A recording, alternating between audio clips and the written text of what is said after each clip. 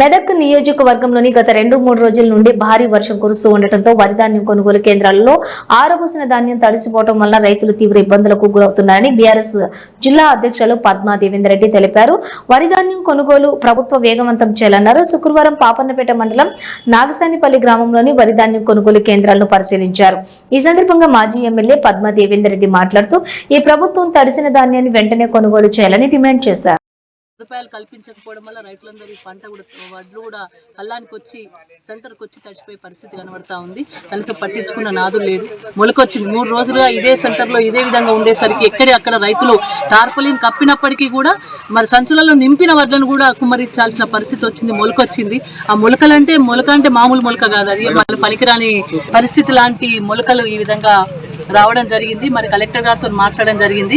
ఇప్పటివరకు ఈ సెంటర్లను కానీ ఈ పంట నష్టపోయిన దాన్ని కానీ పట్టించుకున్న నాదు లేదు, చూసిన వాళ్ళు లేరు, కనీసం అధికారులు రాలేదు, ప్రజాప్రతినిధులు రాలేదు. అలాంటి పరిస్థితి కనబడతా ఉంది. అందుకే కలెక్టర్ గారికి చెప్పడం జరిగింది, వెంటనే అన్ని సెంటర్లకు వెంటనే లారీలు పంపించి ఉన్న ధాన్యాన్ని సేకరించాలి. ఒకవేళ లారీలు ఇవ్వలేని పరిస్థితులు ఉంటే ట్రాక్టర్లకు పర్మిషన్ ఇవ్వమని అడగడం జరిగింది.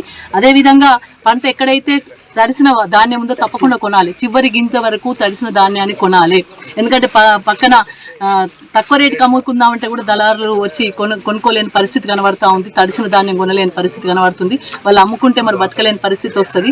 కాబట్టి దయచేసి నేను కలెక్టర్ గారిని చెప్పేదంటే అధికారులను వెంటనే పంపించండి, వెంటనే ఉన్న ధాన్యాన్ని సేకరించండి, తడిసిన ధాన్యాన్ని సేకరించండి. ఎందుకంటే మా ప్రభుత్వం ఉన్నప్పుడు మేము తడిసిన వడ్లను చివరి గింజ వరకు మొలకొచ్చినా కొన్న పరిస్థితి గౌరవ కేసీఆర్ గారిది.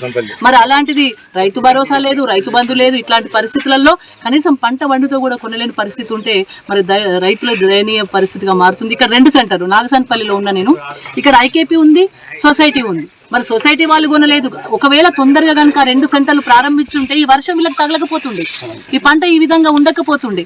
అంటే కొనట్లో జాప్యం, లారీలలో జాప్యం, రైస్ మిల్ దగ్గర జాప్యం, ఈ పంట సేకరించడంలో జాప్యం, ఇవన్నీ కూడా జాప్యం జరగడం వల్లనే ఈ రోజు మరి రైతు పరిస్థితి ఈ విధంగా ఉంది. ఇప్పటికైనా ప్రభుత్వం స్పందించాలి, ఇక్కడ ఉన్న ప్రజాప్రతినిధులు స్పందించాలి, అధికారులు స్పందించాలి. వెంటనే ఎక్కడ సెంటర్లలో ఎక్కడ ధాన్యం మిగిలి ఉందో ఆ ధాన్యాన్ని వెంటనే రైస్ మిల్లర్స్కి తరలించే విధంగా చర్యలు తీసుకోవాలి. లేకుంటే మేమందరం మరి మా పార్టీ తరఫున మేము కూడా మరి అందరినీ కూడా సమాయత్తపరిచి మరి దీనికి అధికారుల దృష్టికి తప్పకుండా ప్రజాప్రతినిధుల దృష్టికి తీసుకుపోయే విధంగా కూడా చేస్తాం. జై తెలంగాణ, జై కేసీఆర్.